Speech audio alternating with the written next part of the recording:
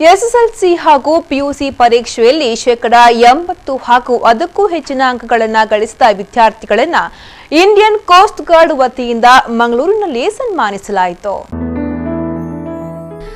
ಮಂಗಳೂರಿನ domino pizza ಸೆಂಟರ್ನಲ್ಲಿ ಹಮ್ಮಿಕೊಂಡ ಸಮಾರಂಭದಲ್ಲಿ ಪ್ರಮಾಣ ಪತ್ರದೊಂದಿಗೆ ವಿದ್ಯಾರ್ಥಿಗಳನ್ನು ಸನ್ಮಾನಿಸಿ ಗೌರವಿಸಲಾಯಿತು.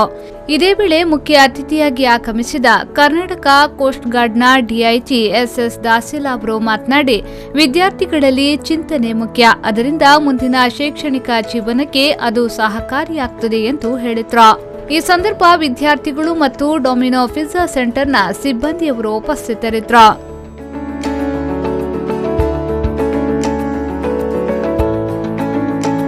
ನ್ಯೂಸ್ ಬ್ಯೂರೋ ವಿ4 ನ್ಯೂಸ್ ಮಂಗಳೂರು.